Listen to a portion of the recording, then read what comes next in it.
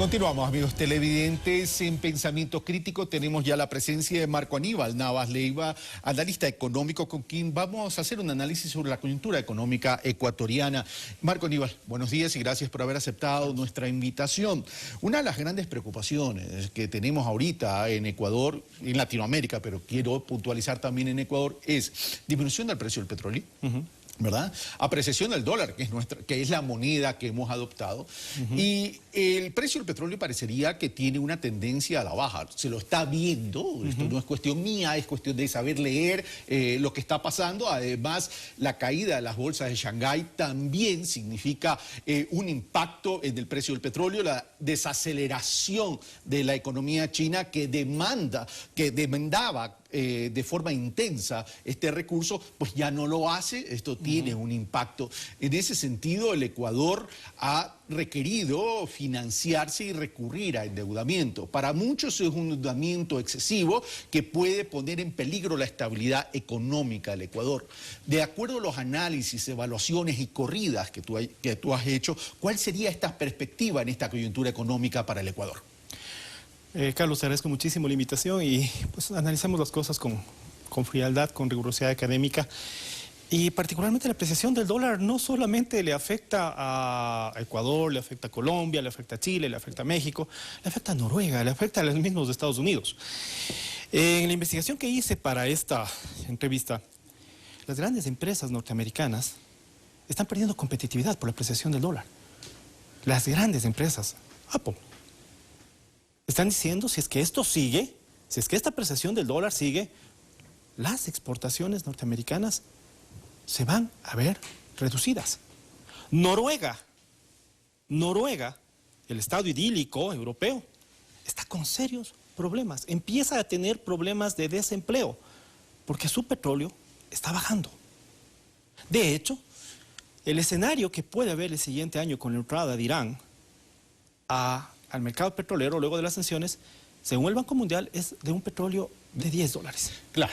Entonces, en ese punto, como te decía, el escenario son esos y lógicamente, indudablemente, nos afecta a nosotros como países, le afecta al Ecuador indudablemente un país, pero le afecta a Colombia, porque el 50% de sus exportaciones son petróleo, le afecta a Chile, porque al bajar absolutamente todo lo que es materias primas, está a punto de utilizar el Fondo de Estabilización del Cobre. Pero Marco Aníbal, pero dentro de ese escenario de afectación integral, porque aquí nadie se salva, Exacto. Cada uno juega sus propias fichas dentro del tablero de ajedrez.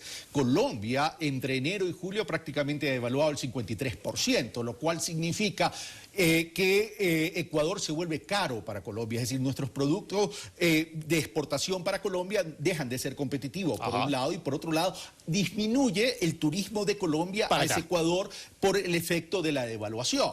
En ese sentido, entonces, ¿qué debería hacer el Ecuador también para mover sus fichas del ajedrez en la economía? Particularmente el país es un país muy diferente al que encontramos en el 2007. Tiene capacidades bastante interesantes. Aquí se ha estado o se intenta satanizar criterios como el endeudamiento público, como si indudablemente el país estuviera sobreendeudado. Y eso no es así. Sobre un PIB de cerca de un poco más de 100.000 millones de dólares, el país tiene una deuda entre interna y externa de 32.000 millones de dólares. Entonces, básicamente tenemos un indicador PIB-deuda de 32%. Que la Constitución diga, que la Constitución plantee que máximo se puede endeudar un 40% es otra cosa. Pero eso no quiere decir que el Estado no esté en capacidad absolutamente de hacerlo. Ahora, lógicamente, para nosotros el petróleo tiene un componente bastante especial. Cierto es que nosotros exportamos petróleo, pero nosotros importamos derivados. Claro, hay un efecto neto. Lo que hay que analizar es el efecto neto. Y el efecto neto de esa importación de derivados son 4.000 millones de dólares que nosotros importamos cada año. Durante estos 7 años, 7 por 4 son 28.000 millones de dólares en importaciones de combustibles. Petróleo a tal precio, pero compramos diésel, gasolinas, gas licuado de petróleo, 4.000 millones de dólares. 4.000 millones de dólares. ¿No es acaso la caída del precio del petróleo que tenemos en este instante?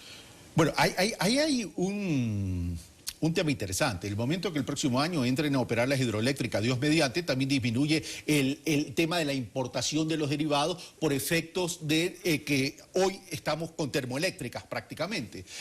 Es que ese es el punto. El Ecuador es para hacer un análisis sobre Ecuador tenemos que hablar de un país que está en capacidad de producir. O sea, el endeudamiento, cuando lo hacemos para sistemas de producción, las hidroeléctricas es para eso, para disminuir, para retirar ese tipo de salidas de dólares, nos empieza a dar flujos positivos. O sea, debo entenderte entonces que el endeudamiento del Ecuador ha sido un endeudamiento de alta calidad porque lo que ha cambiado son temas estructurales en ese sentido. Es decir, no ha ido para gasto corriente, sino para crear lo que se conoce en economía como competitividad sistémica. Es que eso la misma Constitución del 2008 lo dejó claro.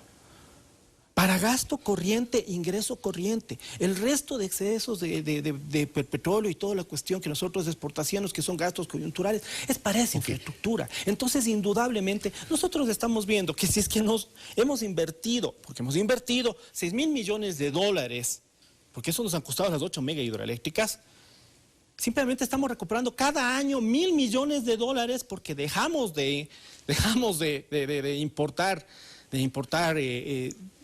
combustibles para generar todo ello y dejamos el subsidio del gas y todo ello. Entonces, en 6 años, teóricamente, lo que nosotros nos endeudamos en 6.000 millones de dólares, lo recuperamos en el horizonte de tiempo. Ya. Ok, vamos a lo siguiente. Entonces, bajo esa línea, y tú ahí tienes en tu computadora alguna corrida y por efectos de tiempo vamos acelerando, el tema es el siguiente. Es decir, a ver, crecimiento económico. Para que el Ecuador pueda dinamizar su economía, algunas críticas que se plantean en el Ecuador es que el Estado es el que prácticamente a través de la inversión pública, a mí no me gusta llamarlo gasto porque hay que diferenciarlo, a través de la inversión pública es lo que ha dinamizado la economía y el sector productivo no se ha enganchado en esta visión de desarrollo. En la corrida que tú haces de endeudamiento, ¿tú qué planteas para mantener un crecimiento de un 4.5%? Si es que el Ecuador se endeudaría en esos 27.000 millones de dólares que planteo en 10 años, 2.750 en 10 años. O sea, 2.750 cada año, que sería el mismo 4.5 actual. Pero sin indudablemente, en esos 27.000 millones está la refinería del Pacífico, está todo lo que es el sistema de alcantarillado sanitario y agua potable, está todas las escuelas del Milenio, está todo el sistema de seguridad, está todas las megacarreteras, ¿sí? ¿Qué es lo que se ha hecho estos años? Pero ¿qué tal si indudablemente llamamos a que todo el sector privado invierta ahí? ¿Y qué pasa si es que ese sector privado invertiría y nos ayudaría tranquilamente con 1 punto o 2 puntos del PIB en estos 10 años? Básicamente, nuestro PIB crecería tranquilamente a 198.000 millones de dólares. Lo podríamos duplicar tranquilamente. ¿Por qué? ¿En qué horizonte de tiempo? 10 años. 10 años. Que es los mismos años que hemos tenido. ¿Y por qué hablo de años? Porque este proceso nos ha demostrado que cuando el país tiene estabilidad hay resultados. Porque una cosa es tener 10 presidentes en 7 años y otra cosa es tener un periodo así. Entonces, y si es que lo mismo replicamos, porque hablamos no de economía para cerrar un PIB o cerrar una brecha fiscal, un déficit fiscal, sino de desarrollo, salud, educación, todo lo que hemos hablado, estamos hablando de que el país para el 2025 será un país con un alto nivel de eliminación de pobreza, eliminación de todo tipo de subsidios, porque para eso está la refinería del Pacífico, para eso se han hecho las mega hidroeléctricas, no solamente para proveer de luz, sino eliminar absolutamente todo. Vamos por parte para que nuestros amigos televidentes vayan comprendiendo la dimensión de todo esto. Tú planteas entonces una articulación pública-privada. Evidente. En ese sentido, lo que está proponiendo entonces el gobierno nacional a través de Natalie Celi en cuanto a esta ley de público-privado tendría su efecto positivo. Ahora, tú planteas de aquí a 10 años 198.000 millones de Producto Interno Bruto con un endeudamiento en exceso de 27.000 millones a razón de 2.750 millones por año. En ese sentido, el tema es cómo acceder a ese financiamiento cuando en el mercado internacional lo que analizan es la fuente de pago. Entonces te dice, señor Ecuador, perfecto, usted me solicita endeudamiento, yo se lo quiero dar, pero su principal capacidad de repago de las fuentes de financiamiento es el petróleo y el petróleo hasta la baja. ¿Cómo compensar eso? No es solamente el petróleo. Estamos hablando de que indudablemente un país como el nuestro tiene la capacidad de pago no solamente por su economía, sino por el crecimiento mismo de todos sus sectores. Uno de los grandes y lamentables errores que cometió el gobierno es postergar la decisión de construir la refinería del Pacífico. ¿Por qué? Porque esa refinería básicamente racionaliza absolutamente toda la gestión del petróleo en el Ecuador y lógicamente nos libera de 4.000 millones de sacar par de importaciones en ese sentido. 4.000 millones de dólares para un país que tiene 100.000 millones de dólares de PIB es poco. Todavía le estamos. Eso nos da la pauta de que hemos crecido, de que hemos hecho algo positivo en este país. Y lógicamente, esos proyectos, al ser rentables, porque son proyectos, son netamente dables, no solamente para el que viene como los organismos que nos pueden prestar, sino para el financista privado que dice, no, esto es rentable. Las megacarreteras son netamente una más de los instrumentos que hemos tenido siempre. ¿Cuántas veces hemos concesionado carreteras nosotros? Toda la vida lo hemos hecho. Pero son netamente los procesos que nosotros tenemos que activar y que lógicamente es positivo que el Estado sea un gran inversor, sí, pero ahora es el turno del empresario privado conjuntamente con el Estado y también la sustitución de importaciones, porque no dejemos de mencionar que el país importa 3.000 millones de dólares en alimentos que pueden ser producidos aquí. Entonces, vamos, el Estado debe seguir absolutamente con su concepto sin dejar de manejar y sin dejar de satanizar el concepto de endeudamiento, porque el endeudamiento es apalancamiento, apalancarse para crecer. Segundo, las alianzas público-privadas. Tercero, la institución de prestaciones en el área agrícola con la revolución totalmente agrícola a la que le ha faltado al país.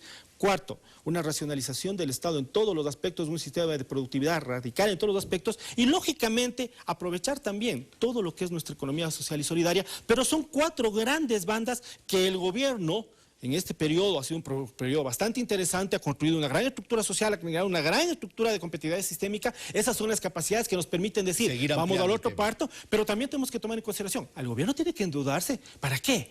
No hay inversores para hacer agua potable y alcantarizado sanitario, no hay inversiones para escuelas del milenio y todo eso, eso no hay, eso no es rentable. Eso es netamente la parte de los bienes sociales que el gobierno lo ha hecho. No hay para tener ECU 911 y otro tipo de cuestiones y para cada uno de nuestras ciudades. No hay para tener mega hospitales y todo eso. Eso tiene que el gobierno generarlo.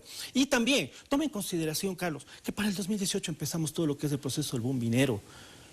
Y vamos a seguir creciendo. Entonces, este país y esta Latinoamérica, si esto no sucedía 10 o 15, 20 años después, hubiéramos tenido otra crisis de deuda externa. Es otra Latinoamérica, es otro Ecuador con otras capacidades. A tu criterio, si bien existe una crisis mundial con un impacto local, eso es evidente en toda la región, nos coge mejor parados de que nos hubiera cogido 10 años atrás. Y el tema es, tú lo que nos estás enviando a todos los ciudadanos es un mensaje. Unámonos y pensemos en un horizonte de próximos 10 años a establecer una verdadera estrategia de desarrollo apalancándonos en una articulación pública a través de un endeudamiento responsable, creativo y que aporte a la productividad del país con el sector privado, para que entre ambos lleguemos a un crecimiento del 4.5% anual. El 4.5 solamente el Estado lo ha tenido. Yo estoy hablando de básicamente, con todo lo que he hablado, Estado, público-privado, economía, sociedad y productividad, tener un crecimiento tranquilamente de 6.5%. Sería lo ideal, con un crecimiento permanente, constante del 6%,